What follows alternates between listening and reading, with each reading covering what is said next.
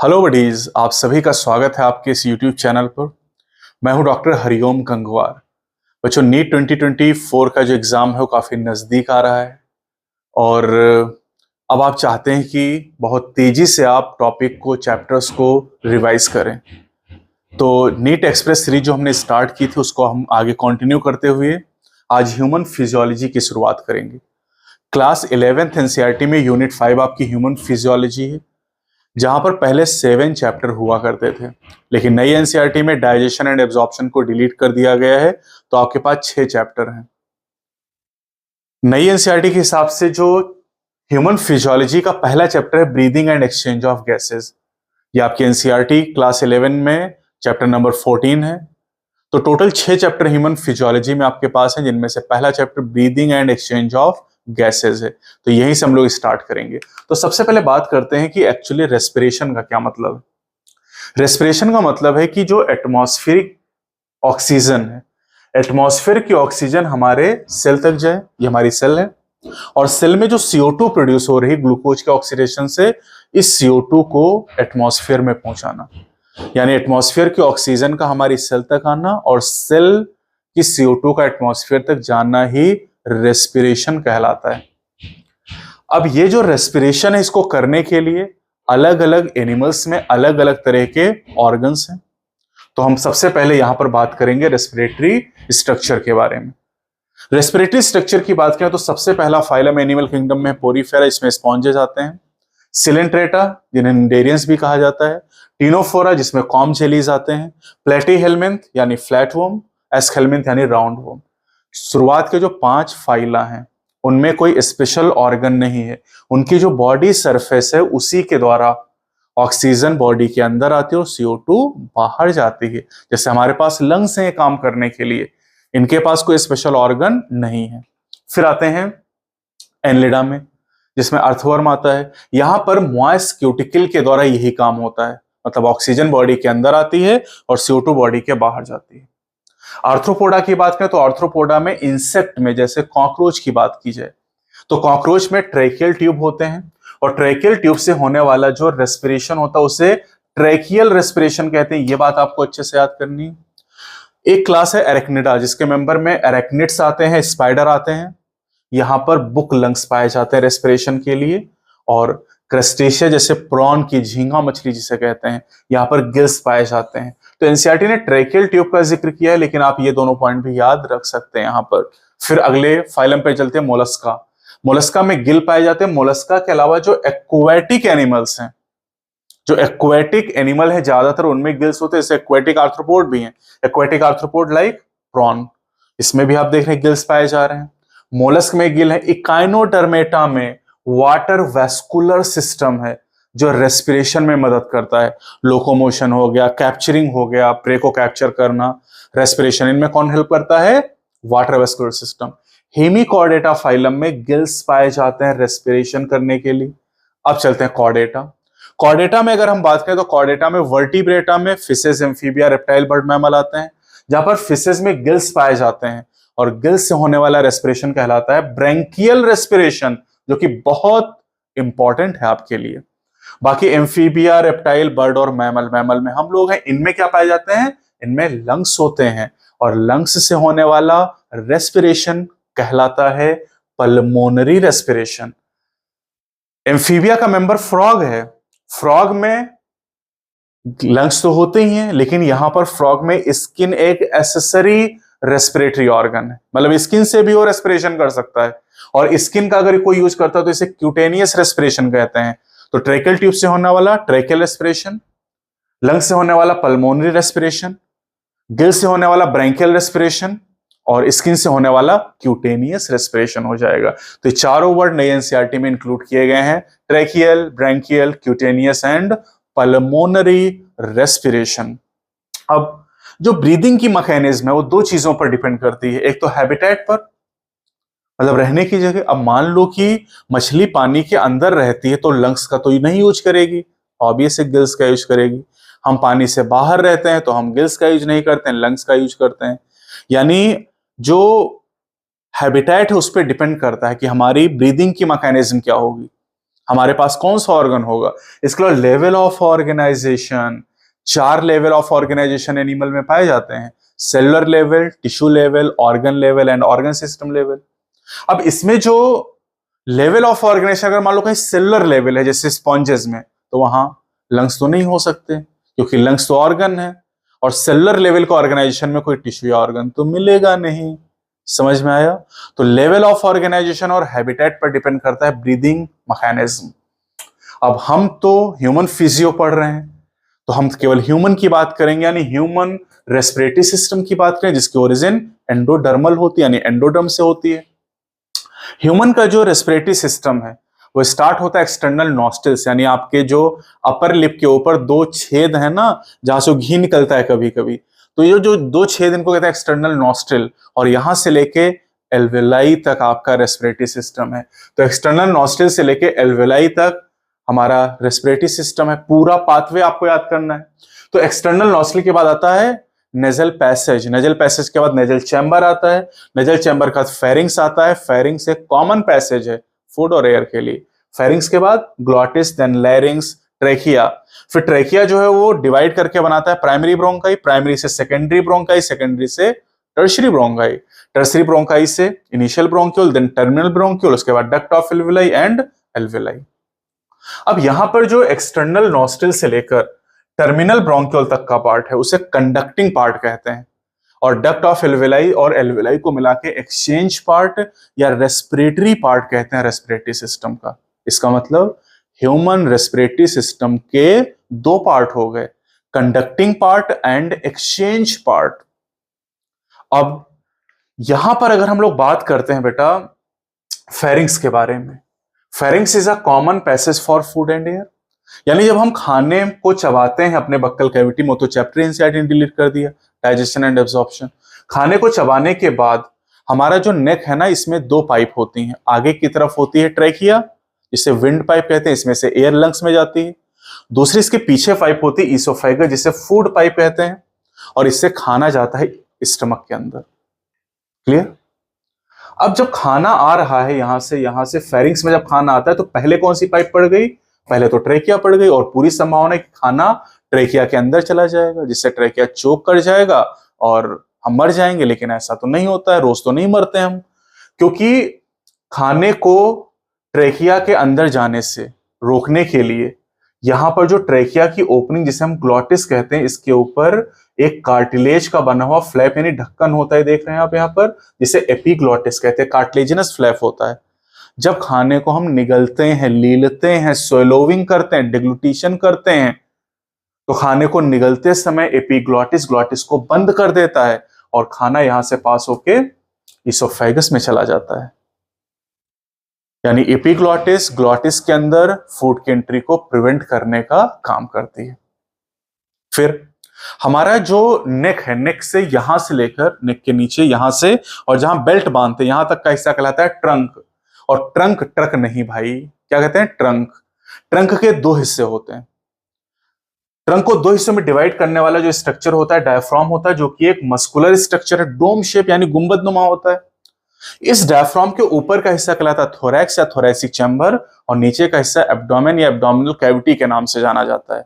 हमारे जो लंग्स हैं इसी थोरैक्स के अंदर सिचुएटेड होते हैं, और जो ट्रेकिया है जिसे हम विंड पाइप कहते हैं, ट्रेकिया थोरैसिक कैविटी के बीचों बीच में आके 2 प्राइमरी ब्रोंकाई में डिवाइड करती है, left and right primary bronchi में डिवाइड करती है, और ट्रेकिया डिवाइड करती है at the level of 5th thoracic vertebra, 5वीं थोरैसिक वर्टिब्रा। T5 के लेवल पे थोरैसिक वर्टिब्री है 12, 5वीं के लेवल पे ट्रेकिया डिवाइड करके 2 प्राइमरी ब्रोंकाई का फॉर्मेशन करती है।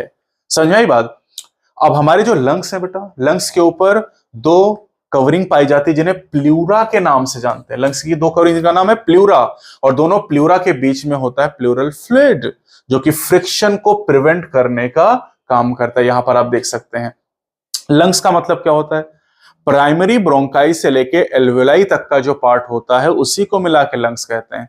यानी लंग कोई बहुत बड़ी तोप नहीं है भाई। Lungs comprise primary bronchi up to the alveoli, primary bronchi से लेके एल्वेलाई तक का जितना भी पार्ट होता है उसी को मिला के यहां से प्राइमरी ब्रोंकाई से लेकर एल्वेलाई तक का जो पार्ट होता है यही लंग्स को बनाता है। लंग्स के अंदर प्राइमरी ब्रोंकाई से लेके एल्वेलाई तक का पूरा पार्ट आ जाएगा। ठीक है, फिर क्या कह रहा है कि सी शेप की इनकम्प्लीट कार्टिलेजिनस रिंग पाई जाती है। सी शेप की रिंग कहां पर मिलेंगी? ट्रैकिया से लेकर इनिशियल ब्रोंकियोल तक। कंडक्टिंग पार्ट कहां से कहां तक है? कंडक्टिंग पार्ट है एक्सटर्नल नॉस्ट्रिल से टर्मिनल ब्रोंकियोल तक। लंग्स कहां से कहां तक है? प्राइमरी ब्रोंकाई से लेकर एल्वेलाई तक। और सी शेप की कार्टिलेजिनस रिंग कहां से कहां तक है? ट्रैकिया से लेकर इनिशियल ब्रोंकियोल तक। क्लियर? ये अच्छे से याद करना है आप। अब कंडक्टिंग पार्ट कहां से कहां तक? एक्सटर्नल नॉस्ट्रिल से लेकर टर्मिनल ब्रोंकियोल तक। कंडक्टिंग पार्ट के 4 काम होते हैं। पहला काम है कंडक्शन या ट्रांसपोर्ट ऑफ एयर। ये एटमॉस्फेयर की एयर को ट्रांसपोर्ट करके हमारे एल्वेलाई तक पहुंचा देता है। क्लियर? दूसरा, clear air from foreign particle, यानी अगर कोई डस्ट पार्टिकल है, कोई पैथोजन है, तो उसे साफ करने का काम भी करता है कंडक्टिंग पार्ट। एयर का जो टेम्परेचर है, जब हम सांस लेंगे तो हमारे बॉडी के अंदर जो एयर आ रही है उसका टेम्परेचर कम या ज्यादा बॉडी से होगा, 37 डिग्री से अलग है। जैसे मान लो यहां पर एसी मैंने चला रखा है, टेम्परेचर मलानी की तरह मैंने 20 डिग्री बना दिया यहां पर। अब जब मैं सांस लूंगा तो एटमॉस्फेयर की एयर तो 20 डिग्री की, मेरी बॉडी का टेम्परेचर 37 डिग्री है। तो कंडक्टिंग पार्ट एयर के टेम्परेचर को बॉडी के टेम्परेचर के बराबर कर देगा और एयर को ह्यूमिडिफाई करेगा, नम कर देगा। क्योंकि अगर एयर ड्राई है तो हमारे रेस्पिरेटरी सिस्टम को नुकसान पहुंचाएगी, तो उसमें नमी को ऐड करना यानी ह्यूमिडिफिकेशन करने का भी काम कंडक्टिंग पार्ट करता है। तो फिर एक्सचेंज पार्ट का काम क्या है? Exchange part is the actual site of the diffusion of gases. ये वो पार्ट है, इसे रेस्पिरेटरी पार्ट भी कहा जाता है। एक्सचेंज पार्ट या respiratory part, this is actual site of exchange और डिफ्यूजन ऑफ गैसेस। यानी जो एल्वेलाई और डक्ट ऑफ एल्वेलाई, यहां से जो ऑक्सीजन है वो ब्लड में जाएगी और ब्लड से CO2 एल्वेलाई के अंदर आ जाएगी। अब आते हैं स्टेप ऑफ रेस्पिरेशन। रेस्पिरेशन के टोटल 5 स्टेप होते हैं। रेस्पिरेशन में 5 स्टेप होते हैं। पहला स्टेप है ब्रीदिंग और पल्मोनरी वेंटिलेशन। दूसरा स्टेप है exchange of gases between alveoli and blood. तीसरा है ट्रांसपोर्ट ऑफ गैसेस। चौथा exchange of gases between blood and tissues. और पांचवा स्टेप है utilization of oxygen for catabolic reaction, जिसे हम सेलुलर रेस्पिरेशन के नाम से जानते हैं। तो ये 5 स्टेप बेटा यहां पर है। अब जो सेलुलर रेस्पिरेशन वाला टॉपिक है ना, ये वाला टॉपिक अब चैप्टर नंबर 12 के अंदर चला गया, जिसे आप कहते हैं रेस्पिरेशन इन प्लांट। तो जो ये वाला स्टेप है सेलुलर रेस्पिरेशन, सेलुलर रेस्पिरेशन में वो 4 चीजें आती हैं: glycolysis, link reaction, Krebs cycle और ETS। इन 4 चीजों को मिला के हम लोग सेलुलर रेस्पिरेशन के नाम से जानते हैं। और जो सेलुलर रेस्पिरेशन होता है बेटा, सेलुलर रेस्पिरेशन एनसीईआरटी ने आपको रेस्पिरेशन इन प्लांट में पढ़ाया हुआ है, जिसमें से ग्लाइकोलिसिस साइटोप्लाज्म में चलती है, लिंक रिएक्शन, क्रेब्स साइकिल और जो ETS है ये आपका माइटोकॉन्ड्रिया के अंदर चलेगा। और साइटोप्लाज्म और माइटोकॉन्ड्रिया दोनों सेल के अंदर है, इसलिए ये जो पूरा पार्ट है इसे हम सेलुलर रेस्पिरेशन के नाम से जानते हैं। तो ये स्टेप यहां नहीं पढ़ना, यहां पर हम लोग इस चैप्टर में 4 स्टेप पढ़ेंगे: ब्रीदिंग, एक्सचेंज, ट्रांसपोर्ट, एक्सचेंज। और एक्सचेंज 2 बार है, दूसरे नंबर पे और चौथे नंबर पे। दूसरा और चौथा स्टेप दोनों एक्सचेंज है। दूसरे स्टेप में जो गैस का एक्सचेंज हो रहा है वो एल्वेलाई और ब्लड के बीच में, और चौथे स्टेप में जो है वो ब्लड और टिश्यू के बीच में। तो इस चैप्टर में हम लोग 4 स्टेप डिस्कस करेंगे। 5वें स्टेप के लिए एक अलग चैप्टर है रेस्पिरेशन इन प्लांट, वो भी मैं आपको रिवाइज करवा दूंगा। ठीक है, तो अब आते हैं स्टेप ऑफ रेस्पिरेशन में। पहला स्टेप हमारे पास है ब्रीदिंग। तो ब्रीदिंग से स्टार्ट करते हैं हम लोग। ब्रीदिंग को पल्मोनरी वेंटिलेशन भी कहा जाता है। अब ब्रीदिंग की अगर हम बात करें तो उसको समझने के लिए सबसे पहले बाउंड्रीज ऑफ थोरेसिक चैम्बर जान लेते हैं। थोरेसिक चैम्बर की 5 बाउंड्रीज होती हैं। थोरेसिक चैम्बर जो होता है उसमें जो डॉर्सल बाउंड्री होती है वो वर्टिब्रल कॉलम बनाता है, वेंट्रल साइड में स्टर्नम है, लेटरल साइड में रिब होती है, लोअर साइड में डोम शेप डायफ्राम होता है और अपर साइड में नेक होती है। तो these are the thoracic boundaries of thoracic chamber. अब थोरेसिक चैम्बर के अंदर जो वॉल्यूम उसे हम थोरेसिक वॉल्यूम कहते हैं, और लंग्स के अंदर जो वॉल्यूम उसे पल्मोनरी वॉल्यूम कहते हैं। हम लोग पल्मोनरी वॉल्यूम को डायरेक्टली चेंज नहीं कर सकते हैं, हम थोरेसिक वॉल्यूम को चेंज करने की कोशिश करेंगे और इससे पल्मोनरी वॉल्यूम चेंज हो जाएगा। और एनसीईआरटी ये भी कह रहा है कि जो थोरेसिक चैम्बर है ये एक एयर टाइट चैम्बर है। थोरेसिक चैम्बर एक एयर टाइट चैम्बर है। अगर इसके वॉल्यूम को हम बदलने की कोशिश करेंगे तो पल्मोनरी वॉल्यूम यानी लंग्स का वॉल्यूम बदल जाएगा। हम डायरेक्टली पल्मोनरी वॉल्यूम को चेंज नहीं कर सकते हैं। हम थोरेसिक चैम्बर के वॉल्यूम को चेंज करने की कोशिश करेंगे और थोरेसिक वॉल्यूम में होने वाला जो चेंज है वो रिफ्लेक्ट कहां होगा? पल्मोनरी वॉल्यूम के अंदर। यहां पर लिखा हुआ है, ठीक है, कि thoracic chamber is an airtight chamber. Change in thoracic volume will reflected in pulmonary volume. We cannot directly change the pulmonary volume. अब जो ब्रीदिंग है इसके दो स्टेजेस हैं। ब्रीदिंग की दो स्टेज होती हैं। पहली है इंस्पिरेशन, दूसरी है एक्सपिरेशन। ब्रीदिंग का मतलब क्या है? सांस लिया, सांस छोड़ दिया, दिस इज ब्रीद, एक ब्रीद हो गई। अब जब सांस लेते हैं तो इसे कहते हैं इंस्पिरेशन और सांस छोड़ते तो उसे कहते हैं एक्सपिरेशन। अभी होता कैसे? तो ब्रीदिंग का जो रीजन है वो है pressure gradient between atmosphere and lungs. Atmosphere के प्रेशर को एटमॉस्फेरिक प्रेशर कहते हैं और लंग्स के प्रेशर को इंट्रा पल्मोनरी प्रेशर कहते हैं। इंस्पिरेशन कब होगा? हमारे लंग्स में एयर कब आएगी? जब लंग्स के अंदर प्रेशर कम होगा, यानी इंट्रा पल्मोनरी प्रेशर कम है एटमॉस्फेरिक प्रेशर से। और एक्सपिरेशन कब होगा? जब इंट्रा पल्मोनरी प्रेशर ज्यादा हो जाएगा एटमॉस्फेरिक प्रेशर से। यानी कभी हमारे लंग्स के अंदर प्रेशर कम होगा और कभी ज्यादा होगा। अब प्रेशर कैसे कम ज्यादा होगा? एटमॉस्फेयर का प्रेशर तो उतना ही कांस्टेंट है, हम उसको तो बदल सकते नहीं है। तो हम अपने लंग्स के प्रेशर को यानी इंट्रा पल्मोनरी प्रेशर को चेंज करेंगे। यानी ब्रीदिंग का कारण क्या है? Pressure gradient. अगर प्रेशर एटमॉस्फेयर का और लंग्स का बराबर हो जाए तो हम ब्रीथ कर ही नहीं पाएंगे। सांस ना तो ले पाएंगे और ना ही सांस छोड़ पाएंगे। सांस तभी ले पाएंगे जब लंग्स के अंदर प्रेशर कम होगा और छोड़ तभी पाएंगे जब लंग्स के अंदर प्रेशर ज्यादा होगा। तो प्रेशर का जो ग्रेडियंट है, प्रेशर का जो डिफरेंस है, ये कौन बना रहा है? Muscles. Pressure, breathing is due to pressure gradient between atmosphere and lungs and pressure gradient is due to muscles. Muscle ही ग्रेडियंट बनाते हैं। कौन सी मसल? डायफ्राम, जो कि प्रेजेंट है in between the thoracic chamber and abdominal chamber, abdominal cavity. दूसरी है intercostal muscle, जो कि रिब्स के बीच में पाई जाती हैं। तो डायफ्राम और इंटरकॉस्टल मसल ग्रेडियंट को बनाते हैं। इंटरकॉस्टल मसल दो तरह की हैं, external and internal intercostal muscle. अब इंस्पिरेशन से शुरू करते हैं। Inspiration is initiated by contraction of diaphragm. बहुत इंपॉर्टेंट लाइन है। Inspiration is initiated by contraction of diaphragm. जब डायफ्राम कॉन्ट्रैक्ट करेगा तो फ्लैट हो जाएगा। पहले डोम शेप का था, फिर फ्लैट हो गया, डोम फ्लैट। तो डोम शेप का था, पहले फ्लैट हो गया और जब फ्लैट हो गया तो थोरेसिक वॉल्यूम बढ़ गया। किधर बढ़ा? एंटीरो पोस्टीरियर एक्सिस में। एंटीरो पोस्टीरियर एक्सिस में वॉल्यूम बढ़ गया। पहले डोम शेप का था, फिर फ्लैट हो गया। दूसरा, एक्सटर्नल इंटरकॉस्टल मसल के कॉन्ट्रैक्शन से जो वॉल्यूम था वो डोर्सोवेंट्रल एक्सिस में इंक्रीज हो गया। ठीक है, किसका वॉल्यूम इंक्रीज हुआ?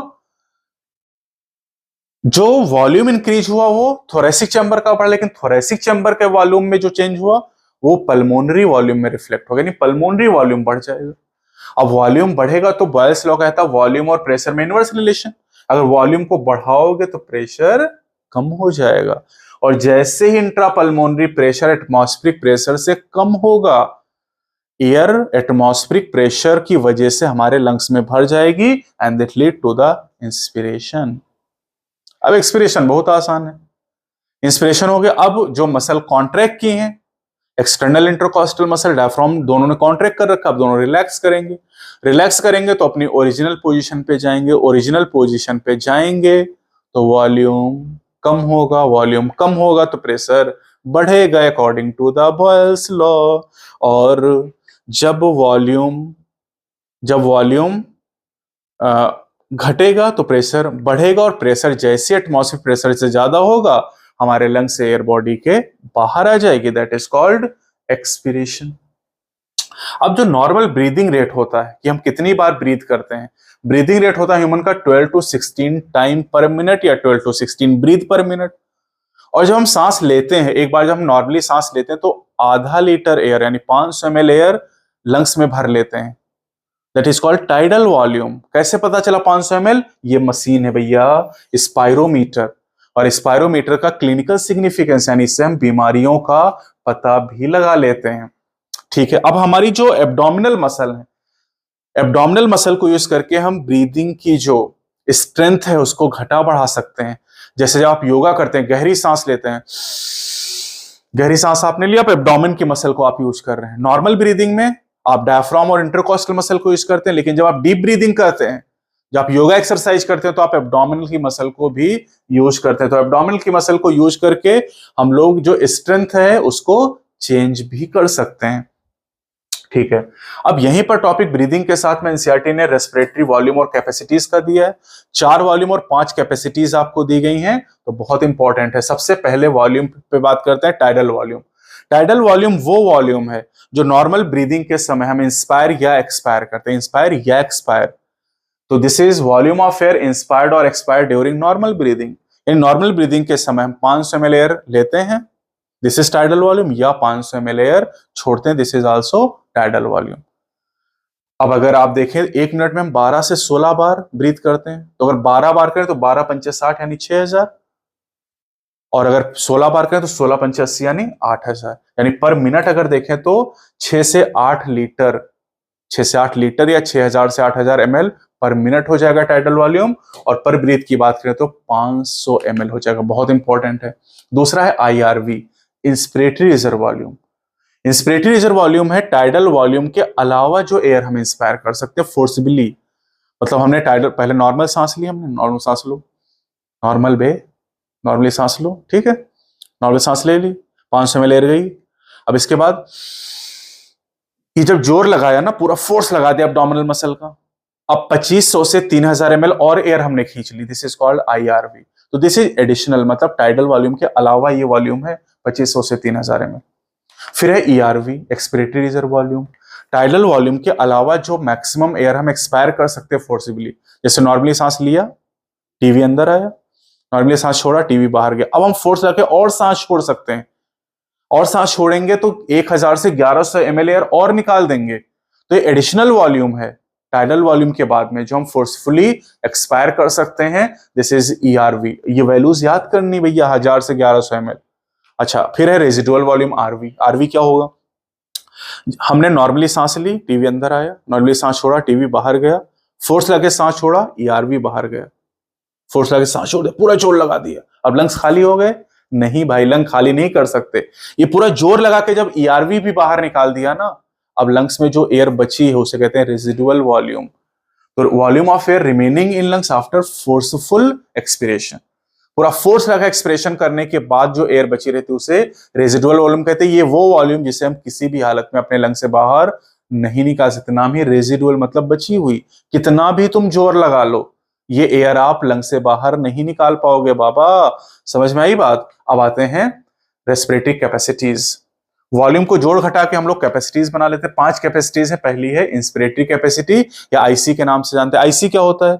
आईसी में टोटल वॉल्यूम ऑफ एयर, जो टोटल वॉल्यूम हम इंस्पायर कर सकते हैं after normal expiration, total volume जो हम एक्सपायर कर सकते हैं। IRV में क्या था? एडिशनल, मतलब टाइडल वॉल्यूम को अलावा वहां पर, यहाँ करें टोटल हम कितनी एयर इंस्पायर कर सकते हैं फोर्सिबली नॉर्मल एक्सपिरेशन के बाद। नॉर्मल एक्सपिरेशन मतलब कि हमने टीवी बाहर निकाल दिया, अब हम कितनी एयर खींच सकते हैं? एक तो टीवी खींच सकते हैं और दूसरा IRV। तो टीवी प्लस IRV ये हो गया IC।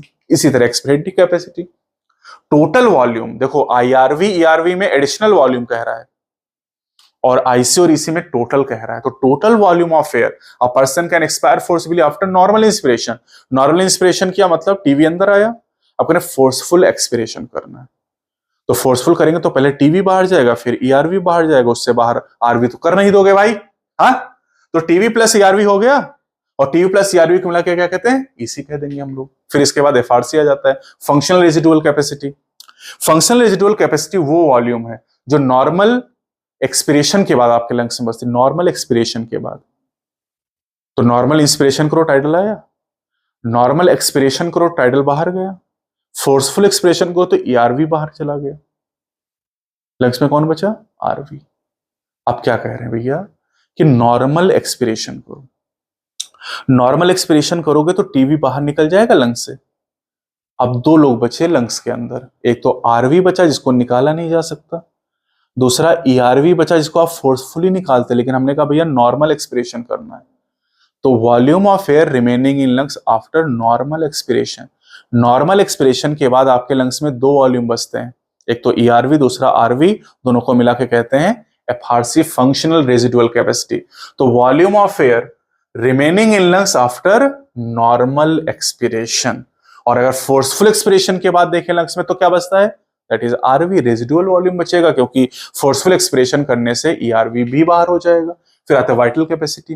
वाइटल कैपेसिटी को दो तरीके से कह सकते हैं कि फोर्सफुल एक्सपिरेशन के बाद फोर्सफुल इंस्पिरेशन कर लो, या फोर्सफुल इंस्पिरेशन के बाद फोर्सफुल एक्सपिरेशन कर लो। इसमें तीन वॉल्यूम इंक्लूड होते हैं, टीवी, आईआरवी, ईआरवी। फिर आते हैं total lung capacity. Total lung capacity क्या, हमारे लंग्स में वो वॉल्यूम जो फोर्सफुल इंस्पिरेशन के बाद हो, फोर्सफुल इंस्पिरेशन के बाद। अब आप नॉर्मली सोचो, अगर आप नॉर्मल एक्सपिरेशन कर दो, नॉर्मल एक्सपिरेशन मतलब टी बाहर गया, अब लंग्स में दो वॉल्यूम बचे, आरवी और ईआरवी, ठीक है। अब क्या करें, नॉर्मल इंस्पिरेशन कर लो तो टीवी भी अंदर आ गया, और फोर्सफुल इंस्पिरेशन कर लो तो आईआरवी भी आ गए। फोर्सफुल इंस्पिरेशन के बाद आपके लंग्स में चार वॉल्यूम आ गए, टीवी, आईआरवी, ईआरवी और आरवी, चारों को मिला के कहते हैं टोटल लंग कैपेसिटी, यानी टीएलसी। तो this is volume of air accommodated in lungs after forcible inspiration. हमारे लंग्स में वो वॉल्यूम जो फोर्सफुल इंस्पिरेशन के बाद है वो है टीएलसी, जो फोर्सफुल एक्सपिरेशन के बाद है वो है रेजिडुअल वॉल्यूम, और जो नॉर्मल एक्सपिरेशन के बाद है वो है एफआरसी, फंक्शनल रेजिडुअल कैपेसिटी। ये रट्टा मारने से नहीं आएगा, जो मैंने बताया ना कि ऐसे ऐसे करना है, फोर्सफुल, नॉर्मल, ये करके देखोगे तभी आएगा। क्लिनिकल सिग्निफिकेंस है, रेस्पिरेटरी वॉल्यूम और रेस्पिरेटरी कैपेसिटीज का क्लिनिकल सिग्निफिकेंस, मतलब इससे बीमारियों का पता लगाया जाता है। जब आप एमबीबीएस करेंगे, डॉक्टर बनेंगे, तब आपके समझ में आएगा, वहां पर आपको मशीन भी मिलेगी, स्पायरोमीटर, जिससे हमें पता चलेगा कि इससे हम बीमारियों का पता भी लगा सकते हैं। अब टॉपिक जो 2 और 4 है, एक्सचेंज ऑफ गैसेस, कौन सी गैसेस, O2 एंड CO2, ये दोनों टॉपिक एक साथ हमें पढ़ने हैं, ठीक है। तो चलिए, एक्सचेंज कैसे होगा, एक्सचेंज होगा डिफ्यूजन के द्वारा, सिंपल डिफ्यूजन के द्वारा, यानी एक्सचेंज में कोई एनर्जी खर्च नहीं होगी। एक्सचेंज दो जगह होगा, प्राइमरी साइड जो है वो एल्वेलाई है, और जो सेकेंडरी साइड है वो टिश्यू है। तो इसलिए दोनों टॉपिक हम साथ में पढ़े। टॉपिक 2 है जब एक्सचेंज होगा एल्वेलाई के अंदर, और टॉपिक जो 4 है वो एक्सचेंज होगा टिश्यू के अंदर। तो चलिए हम लोग एक साथ पढ़ लेते हैं। अब ये जो डिफ्यूजन है, एक्सचेंज कैसे होगा गैसेस का, डिफ्यूजन के द्वारा। डिफ्यूजन का जो रेट है वो डिपेंड करेगा 3 फैक्टर पर, प्रेशर और concentration gradient, solubility of the gases and thickness of the membrane. लेकिन जो मेन फैक्टर उस पे स्टार लगा है कि भैया डिफ्यूजन का रेट मेनली डिपेंड करेगा प्रेशर या कंसंट्रेशन ग्रेडियंट के ऊपर, मेनली मेन फैक्टर है ये। अब प्रेशर या कंसंट्रेशन ग्रेडियंट की बात करें तो सबसे पहले पार्शियल प्रेशर की बात करते हैं। एक चैम्बर के अंदर अगर मिक्सचर ऑफ गैसेस हैं, तो मिक्सचर ऑफ गैसेस में एक गैस के द्वारा जो प्रेशर कंट्रीब्यूट किया जाता है उसे पार्शियल प्रेशर कहते हैं। The pressure contributed bye an individual gas in a mixture of gases is called partial pressure. तो ऑक्सीजन के पार्शियल प्रेशर को PO2 लिखते हैं, और CO2 के पार्शियल प्रेशर को PCO2 लिखते हैं। अब पार्शियल प्रेशर आपको 4 जगह याद करना है बेटा, ठीक है, ऑक्सीजन का भी और CO2 का भी, एल्वेलाई में, डीऑक्सीजनेटेड ब्लड में, ऑक्सीजनेटेड ब्लड में और टिश्यू में। कैसे याद करना है, मैंने कैसे याद कराया इसको, PO2 104 40 95 40 और PCO2 40 45 40 45। अब आप एक्सचेंज की साइड देखो तो ये प्राइमरी साइड जो लाइन खींची है और ये सेकेंडरी साइड है, मतलब एक एक्सचेंज एल्वेलाई और ब्लड के बीच में और एक ब्लड और टिश्यू के बीच में। गैसेस एक्सचेंज के लिए क्या चाहिए, ग्रेडियंट, और ग्रेडियंट आप देख रहे हो, ग्रेडियंट का मतलब डिफरेंस। यहाँ 104 है, यहाँ 40 है, डिफरेंस। यहाँ 95, यहाँ 40 है, डिफरेंस। यहाँ 40 है, यहाँ 45 है, डिफरेंस। यहाँ 45 और यहाँ 40 है, डिफरेंस। तो ग्रेडियंट तो दिखाई दे रहा है। अब ग्रेडियंट की डायरेक्शन क्या होगी, ग्रेडियंट की डायरेक्शन हमेशा हाई से लो होती है। तो अगर आप ऑक्सीजन के लिए ग्रेडियंट देखो तो देखो हाई से लो चलना है, एल्वेलाई से ब्लड और ब्लड से टिश्यू, हाई से लो। CO2 के लिए ग्रेडियंट की direction tissue to blood and blood to alveoli. और अगर आप थोड़ा सोचो तो जो ऑक्सीजन है उसको एल्वेलाई से टिश्यू में जाना है, क्योंकि टिश्यू के सेल को ऑक्सीजन चाहिए ग्लूकोज का ऑक्सीडेशन करने के लिए, और जो CO2 है जो सेल के अंदर प्रोड्यूस हो रही है कैटाबोलिज्म से, उसे एल्वेलाई में जाना ताकि एक्सपिरेशन के बाद हम उसे बॉडी से बाहर निकाल पाए। तो ऑक्सीजन के लिए ग्रेडियंट की direction alveoli to blood and blood to tissue, और CO2 के लिए उल्टा, tissue to blood, blood to alveoli. यानी दोनों के ग्रेडियंट की डायरेक्शन अपोजिट है, और ग्रेडियंट की डायरेक्शन वही जिधर मूवमेंट होना है। मतलब ऑक्सीजन को एल्वेलाई से टिश्यू की तरफ जाना और CO2 को टिश्यू से एल्वेलाई की तरफ जाना है। तो जिधर ग्रेडियंट की डायरेक्शन उधर मूवमेंट होना, और ग्रेडियंट और मूवमेंट अगर सेम हो तो सिंपल डिफ्यूजन को एनर्जी खर्च नहीं होगी। तो यानी यहां पर जो पार्शियल प्रेशर है वो आपको बहुत अच्छी तरीके से ध्यान रखना है। दूसरा है सॉल्युबिलिटी ऑफ गैसेस। सॉल्युबिलिटी की बात करें तो CO2 की सॉल्युबिलिटी ऑक्सीजन की तुलना में 20 से 25 गुना ज्यादा है, और जिसकी सॉल्युबिलिटी ज्यादा होगी उसके डिफ्यूजन का रेट ज्यादा होगा। तीसरा है थिकनेस ऑफ मेम्ब्रेन। मेम्ब्रेन की जो थिकनेस है वो 1 मिलीमीटर से कम होती है। और कौन सी मेम्ब्रेन? Diffusion membrane. तो डिफ्यूजन मेम्ब्रेन की जो थिकनेस है वो 1 मिलीमीटर से कम, और डिफ्यूजन मेम्ब्रेन में 3 लेयर हैं। एक है स्क्वेमस एपिथेलियम ऑफ एल्वेलाई, एक है squamous epithelium of blood capillary जिसे एंडोथेलियम कहते हैं, और उनके बीच में बेसमेंट सब्सटेंस। इन तीनों को मिला के कहते हैं डिफ्यूजन मेम्ब्रेन। 3 लेयर होने के बाद भी थिकनेस बहुत कम, और थिकनेस जितनी कम होगी डिफ्यूजन का रेट उतना ही ज्यादा होगा। यानी all the condition are favourable for the diffusion of oxygen and CO2। Clear? तो ये टॉपिक 2 और 4 कंप्लीट हो गया। बहुत इंपॉर्टेंट है, खासतौर से पार्शियल प्रेशर आप याद करिएगा। 104 40 95 40 ऑक्सीजन के लिए, और CO2 के लिए 40 45 40 45, 4 बार ऐसे पढ़ोगे याद हो जाएगा। टॉपिक नंबर 3 है। टॉपिक हमने 1 पढ़ लिया, 2 पढ़ लिया, 4 पढ़ लिया, अब 3 है, 5वां पढ़ना नहीं। यानी आखिरी टॉपिक पढ़े ट्रांसपोर्ट ऑफ गैसेस। गैस का ट्रांसपोर्ट कौन करेगा? Blood is the medium for the transport of gases. अब ट्रांसपोर्ट ऑफ गैसेस ऑक्सीजन का 2 तरीके से, आरबीसी का 97%, आरबीसी के थ्रू 97% ऑक्सीजन का ट्रांसपोर्ट, और प्लाज्मा के थ्रू 3%। CO2 का ट्रांसपोर्ट आरबीसी के थ्रू 20 से 25% है, प्लाज्मा के थ्रू 7% है, और बाइकार्बोनेट के फॉर्म में 70%। और प्लाज्मा के द्वारा होने वाला ट्रांसपोर्ट सिलेबस में नहीं है। बाकी आरबीसी के द्वारा जो 97% ट्रांसपोर्ट ये सिलेबस में, CO2 का 20 से 25% जो ट्रांसपोर्ट आरबीसी के द्वारा है, और बाइकार्बोनेट के फॉर्म में 70% ये सिलेबस में। प्लाज्मा के द्वारा होने वाला ट्रांसपोर्ट बस आपको परसेंटेज याद करना है, ये सिलेबस में डिटेल में नहीं है। तो पहले बात करते हैं ट्रांसपोर्ट ऑफ ऑक्सीजन। आरबीसी के द्वारा 97% ऑक्सीजन का ट्रांसपोर्ट हो। तो आरबीसी के अंदर हीमोग्लोबिन नाम की एक कॉम्प्लेक्स प्रोटीन है जिसमें क्वाटरनरी स्ट्रक्चर आप जानते हैं। तो हीमोग्लोबिन एक रेड कलर का आयरन कंटेनिंग पिगमेंट है जो कि ऑक्सीजन को ट्रांसपोर्ट करता है। ये ऑक्सीजन के साथ रिवर्सिबली बाइंड करता है हीमोग्लोबिन। 12 से 16 ग्राम हीमोग्लोबिन 100 ml ब्लड के अंदर पाई जाती है, और एक haemoglobin molecule maximum 4 molecule of oxygen के साथ बाइंड कर सकता है, और इनकी बाइंडिंग रिवर्सिबल होती है। रिवर्सिबल मतलब हीमोग्लोबिन ऑक्सीजन से बाइंड करेगा, एसोसिएशन करेगा एल्वेलाई में, और ऑक्सी हीमोग्लोबिन बनाएगा, लेकिन टिश्यू में जाकर डिसोसिएट करेगा, और डिसोसिएट करके दोनों अलग हो जाएंगे। ऑक्सीजन टिश्यू को मिल जाएगी, हीमोग्लोबिन आरबीसी के अंदर रह जाएगी। अब एसोसिएशन एल्वेलाई में होगा, डिसोसिएशन टिश्यू में होगा। ध्यान से देखिएगा, एसोसिएशन जो एल्वेलाई में होगा ना बेटा, एसोसिएशन होने के लिए क्या कंडीशन है? तो ऑक्सीजन और हीमोग्लोबिन का जो एसोसिएशन वो मेनली डिपेंड करता है partial pressure of oxygen. Mainly जो मेन फैक्टर, देखो स्टार लगा हुआ है, मेन फैक्टर है पार्शियल प्रेशर ऑक्सीजन। बाकी partial pressure of CO2, hydrogen ion concentration, temperature और पीएच, ये इस बाइंडिंग में इंटरफियर करते हैं। अब आप याद करो, एल्वेलाई में ऑक्सीजन का पार्शियल प्रेशर 104 mmHg, CO2 का है 40 mmHg। तो यानी CO2 का हाई है और PCO2 लो है। अब जहां पर CO2 कम होगा वहां टेम्परेचर कम होगा और हाइड्रोजन आयन कम होंगे, ठीक है। और अगर हाइड्रोजन आयन कम है तो पीएच ज्यादा होगा। तो इन 5 में से कोई भी पॉइंट पूछे, these 5 are favourable for formation of oxy haemoglobin.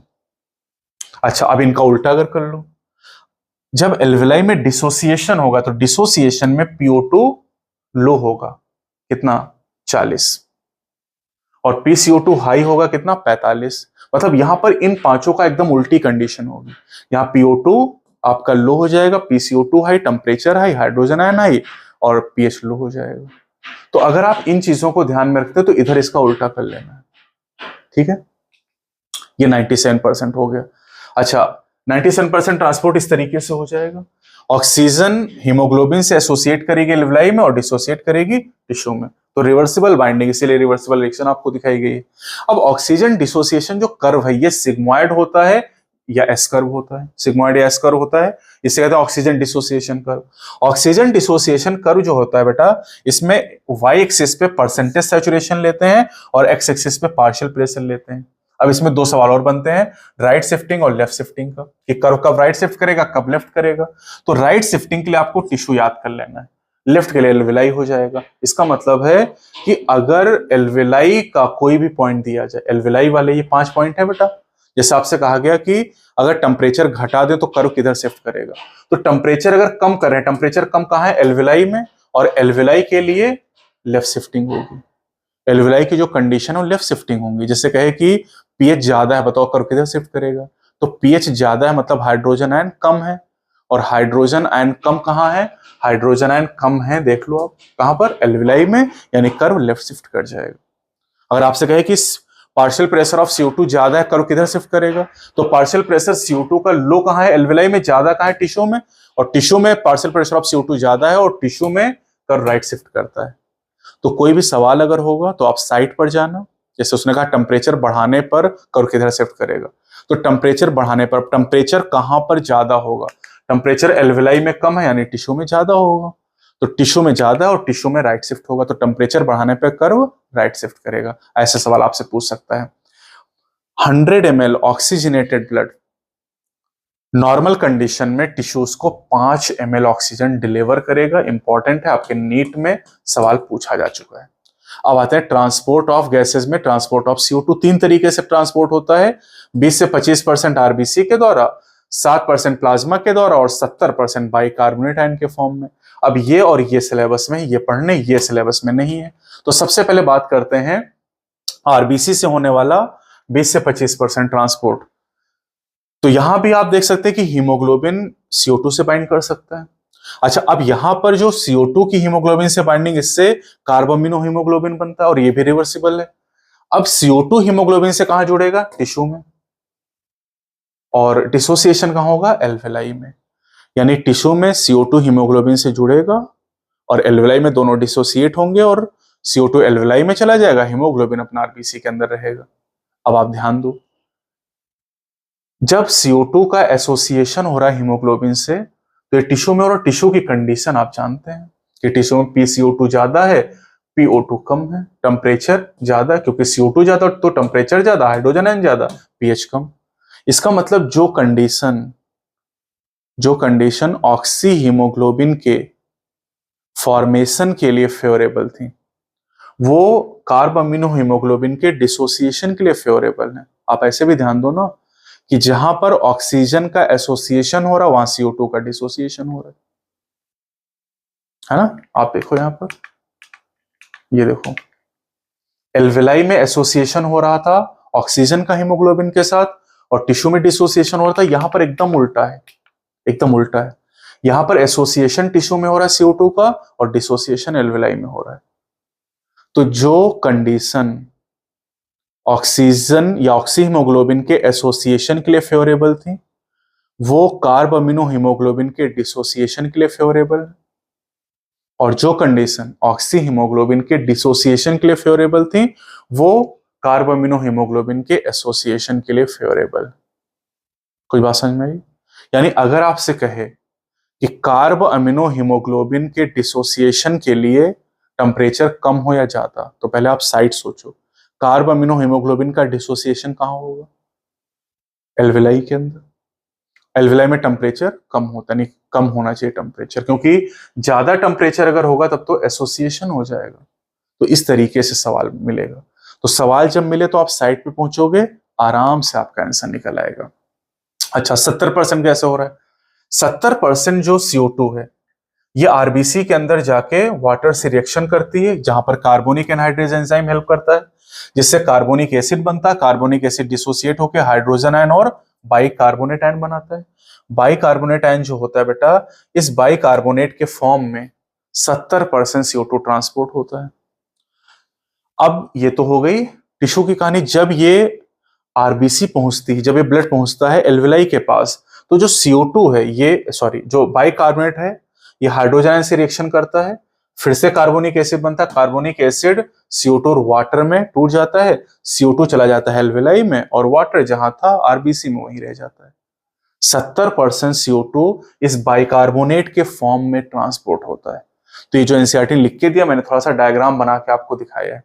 100 ml deoxygenated blood 4 ml CO2 deliver करता है एल्वेलाई को, जबकि 100 ml oxygenated blood 5 ml oxygen deliver करता था किसको, टिश्यू को, नॉर्मल फिजियोलॉजिकल कंडीशन के दौरान। ठीक है, अब आते हैं रेगुलेशन। रेगुलेशन की बात करें तो रेगुलेशन यहां पर न्यूरल एंड केमिकल रेगुलेशन है, हार्मोनल रेगुलेशन यहां पर नहीं, ध्यान रखना है। न्यूरल एंड केमिकल, केमिकल कौन से, CO2 और हाइड्रोजन एंड। न्यूरल सिस्टम की बात करें तो यहां पर CNS का मेन रोल आपको बताया गया है। पहला सेंटर है RRC, रेस्पिरेटरी रिदम सेंटर, जो कि मेडुला रीजन में है और ये मेन सेंटर है हमारी ब्रीदिंग की मैकेनिज्म को कंट्रोल करने का। दूसरा है कीमोसेंसिटिव एरिया, ये भी मेडुला में है। हमारा जो रेस्पिरेटरी रिदम सेंटर है RRC उसके पास में पाया जाता है और ये सेंसिटिव है हाइड्रोजन आयन और CO2 के लिए। अगर CO2 और हाइड्रोजन आयन का कंसंट्रेशन बढ़ेगा तो कीमोसेंसिटिव एरिया स्टिमुलेट हो जाएगा और ये सिग्नल भेजेगा RRC को, और RRC से कहे भैया कुछ भी करो लेकिन इन दोनों को निकालो, तो RRC निकालेगा। कैसे निकालेगा वो है नहीं सिलेबस में तुम्हारे। अगला है न्यूमोटैक्सिक सेंटर, ये पॉन्स रीजन में है, ये भी ब्रेन का हमारे एक हिस्सा है। ठीक है, और अगर न्यूमोटैक्स सेंटर स्टिमुलेट हो गया तो ये इंस्पिरेशन की ड्यूरेशन कम कर देगा, जिससे ब्रीदिंग रेट बढ़ जाएगा, यानी पर्सन जल्दी जल्दी सांस लेने लगेगा। ये सेंटर आपके सिलेबस में है नहीं, चाहो तो याद कर लो, एपन्यूस्टिक सेंटर पॉन्स में है। फिर आते हैं receptor associated with carotid artery and aortic arch. ये जो रिसेप्टर है these are also sensitive to hydrogen ion and CO2, और अगर इनका कंसंट्रेशन ब्लड में बढ़ गया तो ये सिग्नल भेजेंगे, वही एक चाचा है RRC, उनके पास सिग्नल ये देंगे और कहीं कुछ भी करके भैया CO2 और हाइड्रोजन आयन को निकाल दो, तो निकाल देंगे। ठीक है, ऑक्सीजन का रोल लगभग ना के बराबर है रेगुलेशन में, ये एनसीईआरटी लिखता है कि the role of oxygen in the respiratory mechanism is quite insignificant. तो रेगुलेशन में ऑक्सीजन का रोल लगभग ना के बराबर है, CO2 का रोल काफी ज्यादा है, हाइड्रोजन आयन का भी रोल है। अब आते हैं डिसऑर्डर्स पे। डिसऑर्डर नहीं, बीमारियों की बात करें तो बीमारियों में सबसे पहली बीमारी यहाँ अस्थमा है, जिसे दमा भी कहते हैं। ये एक एलर्जिक कंडीशन है, ह्यूमन हेल्थ एंड डिजीज में आप इसको पढ़ेंगे। और यहां पर क्या होता है, inflammation of bronchi and bronchiole, important है, inflammation of bronchi and bronchiole, और कॉजिंग वीजिंग, मतलब पर्सन जब सांस लेता तो खरखराहट की आवाज आती, वीजिंग होता है। अगली बारी इम्फाइसिमा, इम्फाइसिमा क्रॉनिक डिसऑर्डर, क्रॉनिक मतलब बहुत लंबे समय तक पर्सन अगर सिगरेट स्मोकिंग करता है तो उसको ये बीमारी होती है। कुछ लोग कहते हैं नहीं हम तो सिगरेट 10 साल से फिर कुछ नहीं हुआ, मिलेगा प्रसाद, तो टाइम लगेगा कि क्रॉनिक डिजीज है।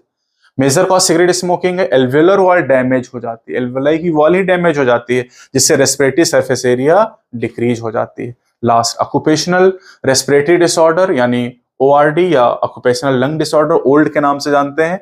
ये सबको नहीं होगा, ये उन लोगों को होता है जो स्टोन ब्रेकिंग या स्टोन ग्राइंडिंग इंडस्ट्री में काम करते हैं। और क्या होता है, प्रोलिफरेशन ऑफ फाइब्रस टिश्यू यानी लंग फाइब्रोसिस हो जाती है, जिससे सीरियस लंग डैमेज होते हैं। एग्जाम्पल है सिलिकोसिस एंड एस्बेस्टोसिस। कोई संदेह?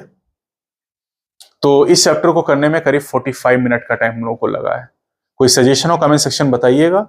अगली जो वीडियो होगी बॉडी फ्लूइड एंड सर्कुलेशन की होगी, जिसमें हम और कोशिश हम ये कर रहे हैं कि लगभग हर एक पॉइंट हम लोग यहाँ पर कवर कर लें। और मुझे उम्मीद है कि जो आपका नीट का एग्जाम होगा तो उसमें इन्हीं पॉइंट में से आपका कोई ना कोई सवाल मिल जाएगा। तो अगली वीडियो मिलेंगे बॉडी फ्लूइड एंड सर्कुलेशन के साथ में। चैनल पे नए हैं तो चैनल को सब्सक्राइब जरूर करें और बाबा जी का आशीर्वाद आपको मिलता रहे। अगली वीडियो में मिलते हैं, bye bye, take care and love you बच्चों।